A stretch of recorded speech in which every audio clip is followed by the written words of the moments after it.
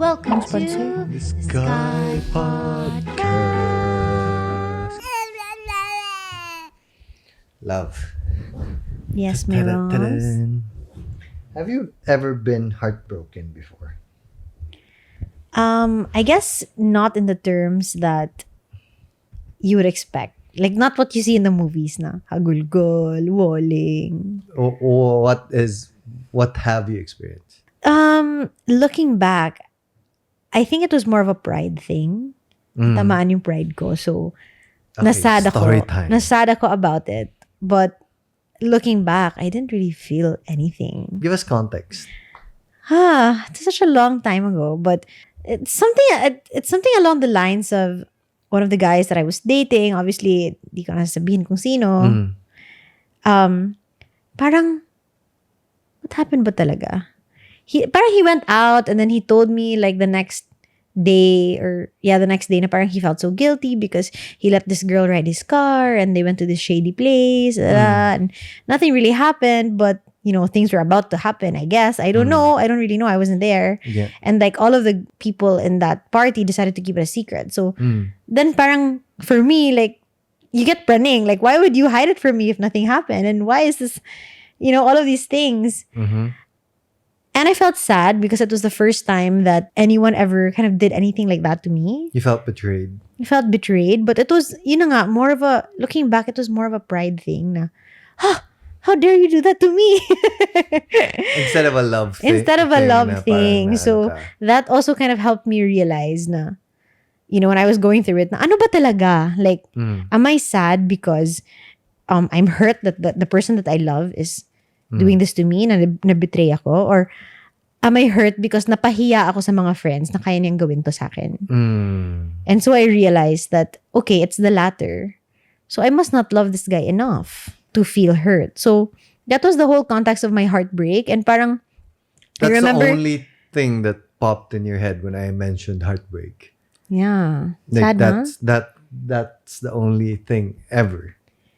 That's the only thing. And I think it took a few days or weeks, I think, for us to resolve the issue. But it was more of me dragging on the time because I felt like I needed to just to make my point. Okay. You know? It's so Ganyan sad. ba yung It's more girls, like logical. sinasadya? I don't know, and I don't think so. And I think my case is different because I've seen my sister being super heartbroken. And it was tough. Clarify I've seen- lang guys. Clarifying lang. Hindi ako yun ha. This is later yon.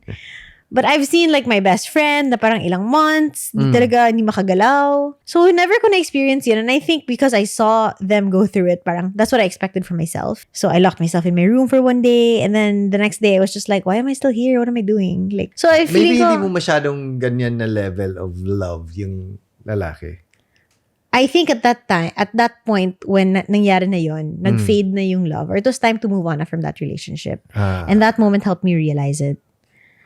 Yeah, but I'm sure you have gone through your fair share of heartbreak because Marami. yeah, super iba. Like, how was your experience? Oh, I've gone through a lot of heartbreaks. Like a lot. When I ask you the question of have you ever been heartbroken? Meron kang particular instance agad. Ako parang there's several in my head right now. I only have one. Yeah.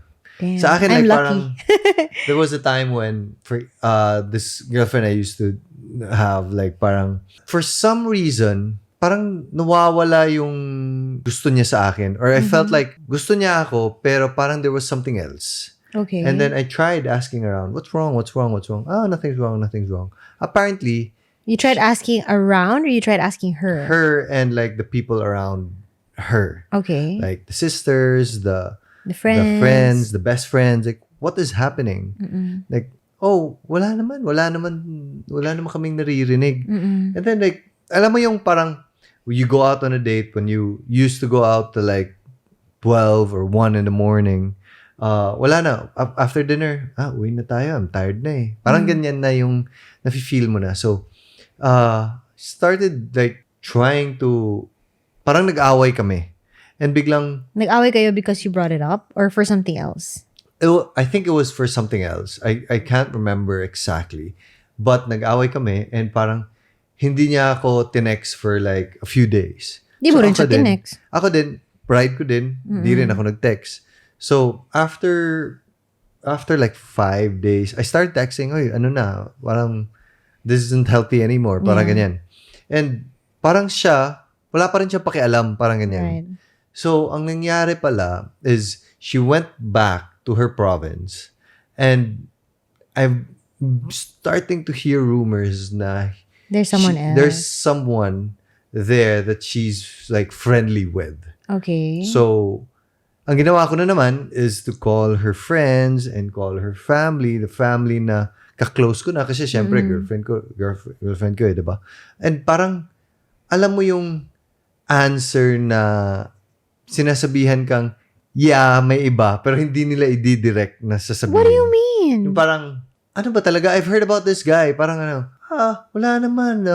They're friends. Pero parang are you semi-confirming but not like, really. Parang, well, they're hanging out a lot together. Parang ganyan lang eh. Parang, alam kong there was more. So, parang, the only time I realized this was, meron talaga akong kabarkada na sinabi, I saw with my own eyes, parang, if you were there, para silang magjowa. Pag boyfriend, girlfriend. So, dun na parang my heart sank talaga. And like, okay, so everything that I suspected was true. So, me being, like parang, babawiin ko. Like parang, ganyan pa yung perspective ko. Like, it must be my fault things that work out. Oh, yes. Right. Yung parang ginawa ko na, it's because I never showed her enough love. It's because parang kulang pa. Alam mo yung Bruno Mars na song na, there's this Bruno Mars song that says like, I should have bought you flowers and held your hand. Parang, yun yung nasa isip ko. Or it's the exact same feeling. But you're dancing with another man. So that song played and you were like, oh, this is me. Yeah. Totally relate. And then, ang maganda pa na time dun though is that parang, syempre depressed ka, diba? And I was like, yung mga kabarkada ko was going through the same thing. So, sabay kayo. Oh. So, ang sarap. Parang at least, meron kaming group of friends, like guys and girls, na nagmaoy mo together. Nagmaoy together, like 3, I would say 5 kami nun. Like, we're like friends, pero nagiging barkada kami because of that moment. That joint experience. And every single day, hindi naman every single day, but every other day, at least, we'd go out and like drink your sorrows on away. Weekdays, yeah. And parang maganda yung feeling na meron kang kasama palagi. Yeah. And we actually made a group around that na parang nagiging barkada na siya, and there were other people like joining in, not because they were pero parang nagiging masaya na yung group. Club. Yeah. So, eventually, parang dun ko na realize na, hey, this isn't healthy anymore. It's time to move on. Pero actually, parang we tried to date again, pero for some, parang sa akin, parang hindi na talaga kaya. It's not the same anymore. Yeah. It's like, I still, at that time, liked her and loved her, but parang, the trust wasn't there na.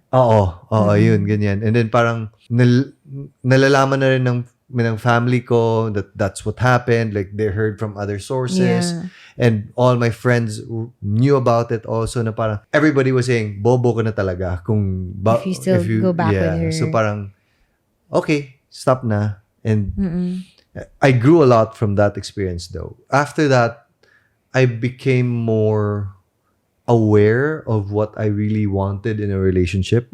I became aware that just because someone likes you and you like her doesn't mean na bagay kayo.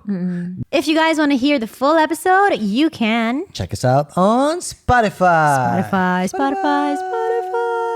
It's free, guys. It's free. See you there. SKYPODCAST. SKYPODCAST.